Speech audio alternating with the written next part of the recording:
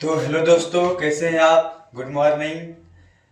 आज का ये चैप्टर जो है क्लास 12th फिजिक्स का चैप्टर नंबर 4 हम लोग पढ़ने जा रहे हैं। तो जिस चैप्टर का नाम है गतिशील आवेश। गतिशील आवेश तथा चुंबकत्व। तो इस चैप्टर में आवेश गति करेगा। आवेश, गतिशील आवेश के बारे में हम लोग अध्ययन करेंगे। कहने का मतलब विद्युत धारा से संबंधित कुछ बातें इसमें आएगी। तो पहला क्वेश्चन की ओर हम लोग बढ़ते हैं। तो इसमें यहाँ पे लिखा चुका है विद्युत धारा का ऊष्मीय प्रभाव, जो कि मिस्टेक है, चुंबकीय प्रभाव होना चाहिए। तो पहला पॉइंट है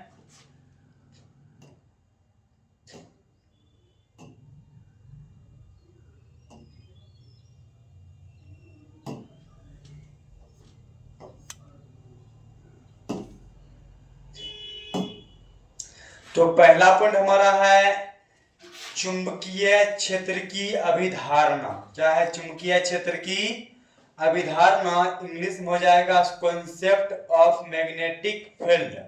देखिए चुंबकीय क्षेत्र होता है क्या, उसके बारे में हम लोग जानने का प्रयास करेंगे।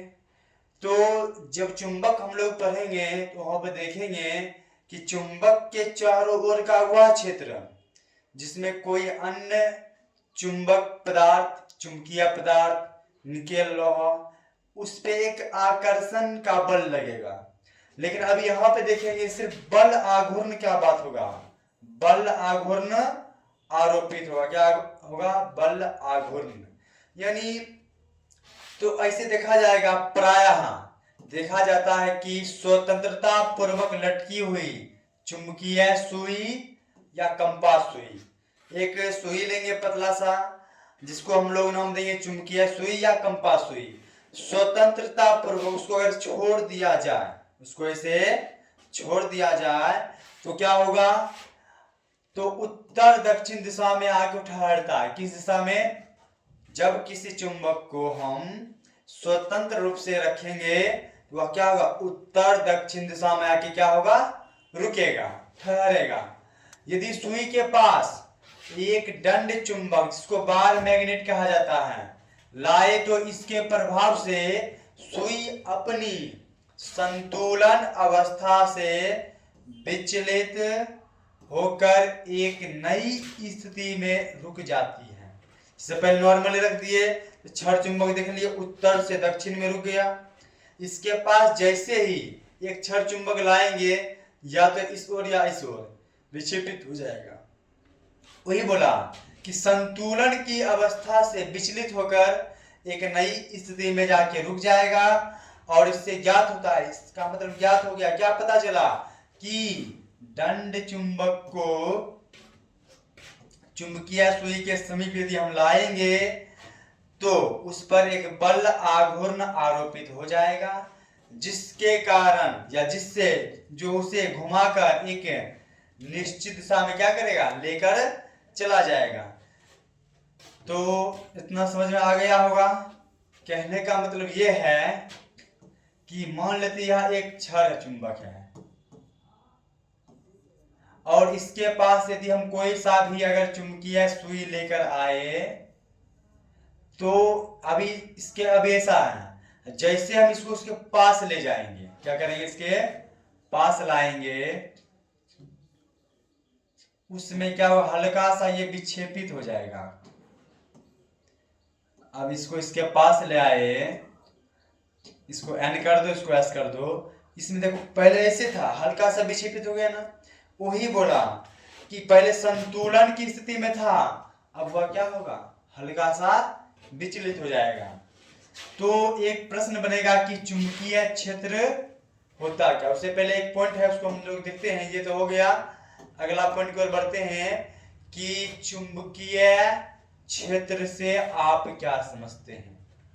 अगला हमारा पॉइंट है कि चुंबकीय क्षेत्र से आप क्या समझते हैं। अभी बोले हैं किसी चुंबक के चारों ओर वह क्षेत्र, किसी चुंबक के चारों ओर वह क्षेत्र जिसके चारों चारों ओर का वह क्षेत्र जिसमें अगर कोई क्षण चुंबक है तो उस पे बल आघूर्ण आरोपित होगा, जो उसे एक निश्चित दिशा में क्या करेगा, घुमा देगा। जैसे देखते हैं, किसी चुंबक के चारों ओर का वह क्षेत्र जिसमें किसी चुंबकीय सुई पर बल आघूर्ण आरोपित हो जाएगा। बल आघूर्ण क्या होगा, आरोपित हो जाएगा, जिसके कारण वह घूमकर एक निश्चित दिशा में ठहरती है। चुंबक का चुंबकीय क्षेत्र कहलाता है, चुंबक का चुंबकीय क्षेत्र कहलाता है। तो अगला पॉइंट देखते हैं। तो कहता है चित्र में एक धन चुंबक, यानी एक चित्र बना लेते हैं। या एक चित्र है, हम एन कर देते हैं, यहाँ पर एस कर देते हैं। यहाँ पर क्या होगा अपना, जैसा कि देखेंगे कि आगे पढ़ेंगे, अभी नॉर्मली पढ़ते हैं कि उत्तरी ध्रुव से चुंबकीय उत्तरी ध्रुव से चुंबकीय बल रेखा निकलेगा और दक्षिणी ध्रुव में प्रवेश करेगा। उत्तरी ध्रुव से निकला, दक्षिणी ध्रुव में प्रवेश करेगा। उत्तरी ध्रुव से निकल के दक्षिणी ध्रुव में क्या करेगा, प्रवेश करेगा। उत्तरी ध्रुव से बाहर की ओर निकलेगा और दक्षिणी ध्रुव में क्या करेगा, प्रवेश करेगा। उत्तरी ध्रुव से ये बल रेखा निकल रहा है। अभी यहाँ पे क्या करेंगे, एक हम कोई सा भी मान लेते, एक चुंबकीय सुई लेंगे, जिसका इसका मान लेते हैं यहाँ पर, ये दक्षिण ले लेते हैं, ये होगा नॉर्थ, एस एन। इस पॉइंट पे ऐसा, ये आगे जाने के बाद कुछ इस तरह से हो जाएगा, एस एन। ये फिर आगे जाने के बाद कुछ इस तरह से हो जाएगा, एस एन। यहाँ आने पर फिर क्या हो जाएगा, एस एन। तो यहाँ पर हम क्या देखें कि ये इसका स्थिति हर एक बिंदु पे चेंज होते जा रहा है। इसी बात को यहाँ पे हम लोग चित्र में देखे हैं, इसी बात को यहाँ पे लिखना है कि चित्र में एक दंड चुंबक के समीप, ये दंड चुंबक हो गया, समीप एक कंपास सुई, ये जो ग्रीन कलर से दिख रहा है, ये क्या है हमारा कंपास सुई, जो कि चुंबक का होगा, विभिन्न स्थानों पर दिखाई गई है। यहाँ दिखा दिए, यहाँ दिखाए, यहाँ दिखाए, यहाँ दिखाए, तो विभिन्न स्थानों पर दिखाई गई है। चुंबक के चारों ओर अलग अलग बिंदुओं पर कंपास सुई विभिन्न दिशा में ठहरती है। मतलब अलग अलग बिंदु पर कंपास सुई का दिशा क्या है, धीरे धीरे बदलते जा रहा है। ऐसे था, धीरे धीरे बदल के ऐसे हो गया, तो बदलते जा रहा है, ठहरती है। किसी बिंदु पर चुंबकीय क्षेत्र की दिशा उस बिंदु पर रखी कंपास सुई के दक्षिण ध्रुव से उत्तरी ध्रुव की ओर खींची गई रेखा की दिशा में होती है। क्या बोला, दक्षिणी ध्रुव से उत्तरी ध्रुव की ओर खींची गई है। देखो दिखाया गया है, दक्षिणी ध्रुव से उत्तरी ध्रुव की ओर हम लोग खींचे, ये क्या है, दिशा है। तो जो चित्र में था वही चीज यहाँ पे लिखा हुआ है। तो आई होप कि आप लोगों को ये जरूर समझ में आया होगा। अगर अच्छा लग रहा होगा वीडियो तो इसको शेयर भी कीजिएगा और सब्सक्राइब भी करते रहिएगा। यदि आप तक यह वीडियो पहुंचा है तो आपको लाभ मिला है निश्चित रूप से, तो आप इसका लाभ अपने दोस्तों को भी दीजिए, तो इसके लिए शेयर कीजिए। तो आगे देखते हैं, अगला हमारा पॉइंट है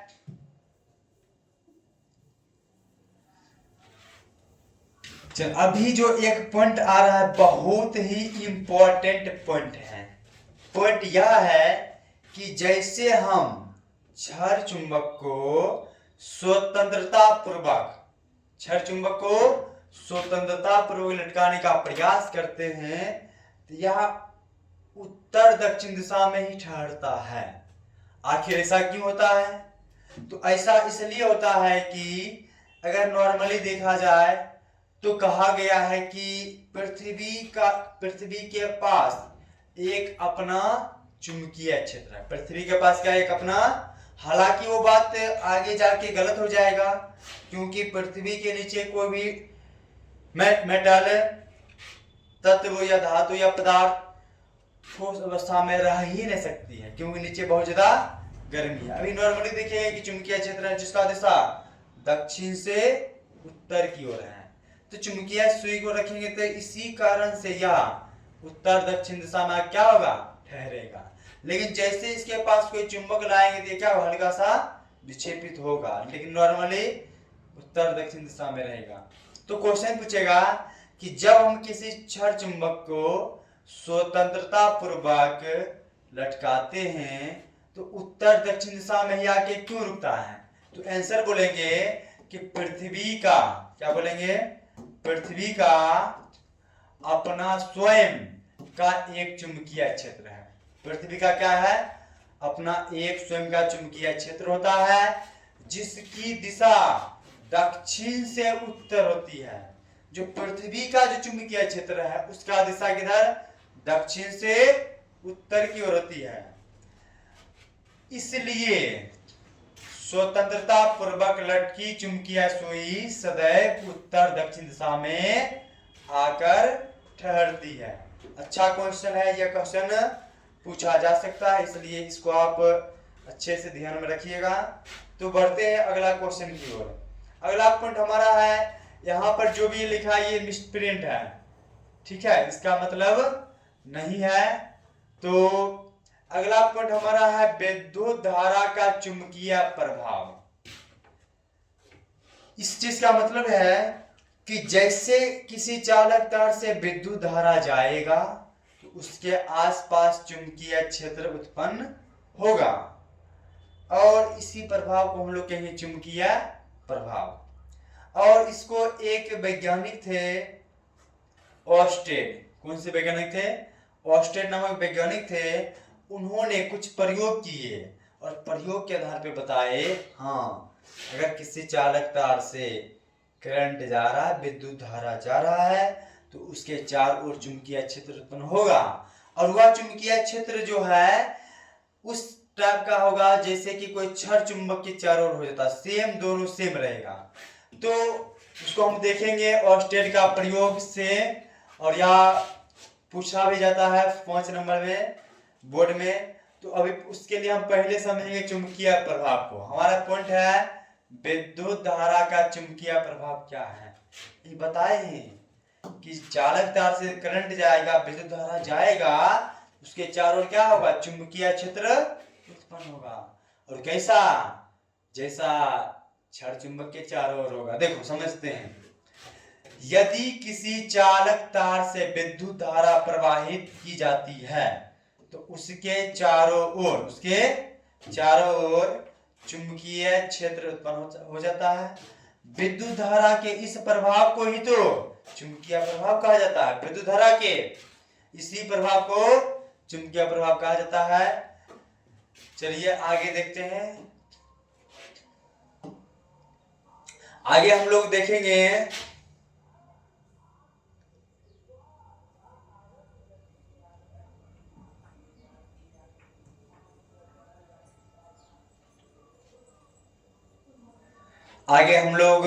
ऑस्टेड के प्रयोग को समझने का प्रयास करेंगे। तो बहुत ही इंपॉर्टेंट पॉइंट है, तो आप लोग इसको समझने का प्रयास कीजिए। तो हमारा पॉइंट है कि ऑस्टेड कौन से प्रयोग किए और किस प्रकार का प्रयोग किए। तो सबसे पहले इनके बारे में जानते हैं। यह प्रयोग किया गया था 1820 में, और यह डेनमार्क के प्रसिद्ध भौतिक शास्त्री, पूरा नाम था हंस क्रिश्चियन ऑस्टेड। पूरा नाम क्या है, हंस क्रिश्चियन ऑस्टेड।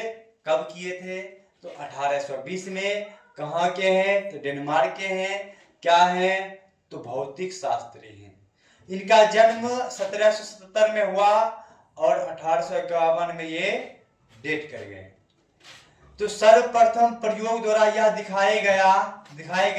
दिखाए कि धारावाही चालक के आसपास उसी प्रकार का चुंबकीय क्षेत्र उत्पन्न होगा या हो जाता है जैसा कि किसी चुंबक द्वारा उत्पन्न होता है।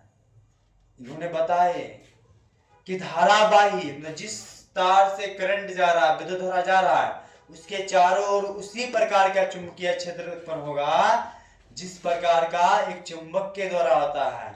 और इस क्षेत्र की उपस्थिति का पता एक छोटा सा चुंबकीय सुई के क्षेत्र की दिशा में विक्षेप मतलब चुंबकीय सुई रखा, वो अपने क्षेत्र से हमेशा थोड़ा सा क्या हुआ, विक्षेप हुआ, तब जाके पता लग गया। तो ये क्या क्या किए थे उसके बारे में जानते हैं। ऑस्टेड ने चुंबकीय सुई के विक्षेप द्वारा धारावाही चालक के पास चुंबकीय क्षेत्र की उपस्थिति को निम्नलिखित प्रयोग द्वारा क्या किए, दिखाने का प्रयास किए। कौन सा प्रयोग किए देखते हैं। तो अभी यहाँ पे क्या करेंगे, एक हम लोग ले लेंगे, यहाँ पे ले लिए कुंजी, और यहाँ पे ले लेते एक सेल, और यहाँ पे कोई भी हम परिपथ ले सकते हैं, इससे कोई भी उपकरण प्रतिरोध लगा दिए हैं। तो 3 चित्र हम यहाँ बनाएंगे। ये प्लस माइनस हो गया, ये कुंजी हो गया, कुंजी बंद कर दिए, रहने देते हैं।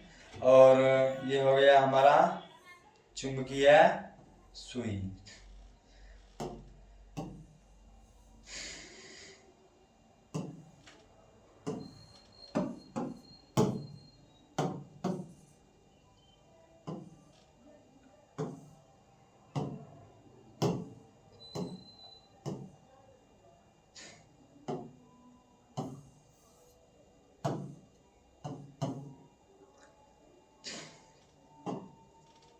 तो रुके रहिए, अभी आप लोग को चित्र हम बनाकर दिखाने का प्रयास करते हैं।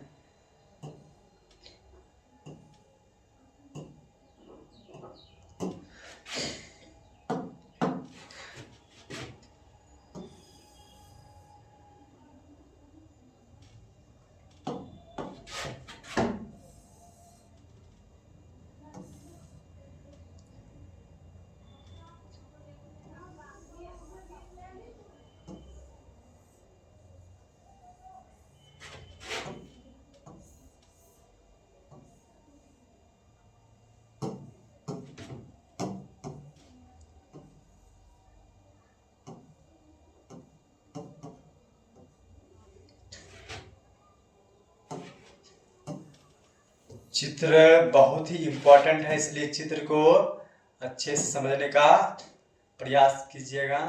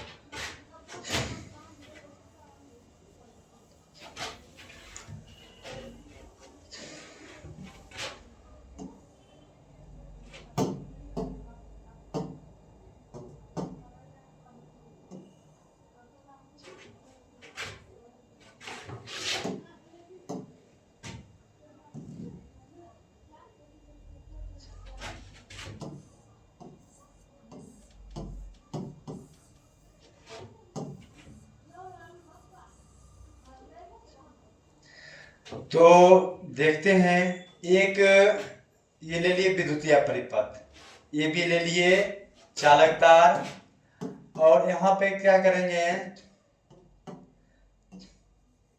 इसको भर देते हैं, अलग अलग ध्रुव दिखा दे रहे हैं। ये चुंबकीय सुई हो गया, और ये चालक परिपथ हो गया, विद्युतीय परिपथ हो गया। अभी इस चुंबकीय सुई के समांतर विद्युतीय परिपथ को रखें। अभी इसका स्विच ऑन नहीं किए, खुला स्विच है, इससे करंट नहीं जाएगा। तो जो चुंबकीय सुई है वो अपने स्थिति में बना रहेगा, इसमें कोई विक्षेप देखने को नहीं मिलेगा। लेकिन जैसे ही हम इसको ऑन करेंगे, विद्युत धारा यहाँ से जाएगा, या हल्का सा क्या होगा, हल्का सा क्या होगा, पहले यहाँ समांतर था, अब हल्का सा इसमें क्या हुआ, विक्षेप हुआ। क्या हुआ, हल्का सा, ये हल्का सा इसमें क्या हो गया, विक्षेप हो गया। अब फिर क्या किए, एक प्रयोग ये हो गया, यहाँ करंट इधर से आया। अब क्या करेंगे, यहाँ पे इसकी दिशा को बदल देंगे।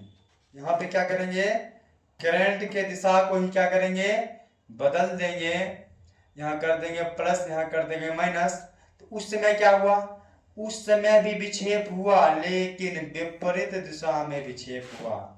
दिशा क्या हुआ, विपरीत दिशा में क्या हुआ, पहले ऐसे था, ऐसे हुआ जब करंट दर्शाया, जब करंट की दिशा को हमने बदला तो इसका विक्षेप उल्टा हो गया। तो ये चित्र हो गया। ये समय क्या है, करंट विद्युत धारा इसमें प्रवाह नहीं हो रहा है, चुंबकीय सुई विद्युतीय परिपथ के समांतर है। जैसे विद्युत धारा प्रवाह किए, सुई में हल्का विक्षेप हुआ, धारा को बदल दिए तो विपरीत विक्षेप हुआ, फिर से करंट हटा दिए, अपने पूर्व स्थिति में आके ठहर जाएगा। इसी चीज को अभी हम लोग यहाँ समझने का प्रयास कर लेते हैं, देखते हैं। तो कहता है कि चित्र में ए बी एक सीधा चालक तार लिए हैं जिसका परिपथ बैटरी कुंजी लगाकर पूरा किया जाता है। तार को उत्तर दक्षिण दिशा में इस प्रकार रखा जाता है कि वह चुंबकीय सुई के समांतर, देखिए समांतर है। यहाँ पे कहाँ भाग गया, कहाँ भाग गया,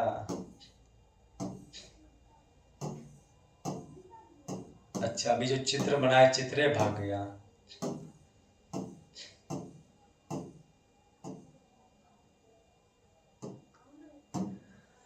तो यहाँ पर अभी क्या है, दिशा वही रहेगा, लेकिन जैसे ही अभी अपना पढ़े थे कि समांतर स्थित है, जब तार को परिपथ पूर्ण नहीं होता है तो तार में धारा का प्रवाह नहीं होता, तब चुंबकीय सुई अविक्षिप्त अवस्था में रहता है, जैसे कि पहला अवस्था में सीधा। परंतु जैसे ही चालक धारा प्रवाहित किया जाता है, सुई क्या होता है, अपनी स्थिति से एक ओर विक्षेपित हो जाती है। यदि तार में धारा की दिशा को बदल दिया जाए तब सुई का विक्षेप भी बदल जाता है, और धारा बंद कर देने पर चुंबकीय सुई क्या होता है, अपनी पूर्व स्थिति में आ जाता है। तो चित्र बना देंगे, इतना बात लिख देंगे, यही हमारा हो जाएगा ऑस्टेड का प्रयोग। तो अगला है, किसी विद्युत धारा के आसपास चुंबकीय सुई क्षेत्र उत्पन्न हो जाता है। इतने निष्कर्ष है, इसको हम लोग अगले वीडियो में देखने का प्रयास करेंगे, कर ही लेते हैं। अगला है कि याद रखने वाला बात है कि किसी विद्युत धारा के आसपास चुंबकीय क्षेत्र उत्पन्न होता है, बात सही याद रखना पड़ेगा। और स्थिर आवेश से विद्युत क्षेत्र उत्पन्न होता है, स्थिर आवेश से विद्युत क्षेत्र उत्पन्न होता है। स्थिर आवेश, स्थिर विद्युत आवेश अपने चारों ओर केवल विद्युतीय क्षेत्र उत्पन्न करता है, ये बात याद रखना पड़ेगा।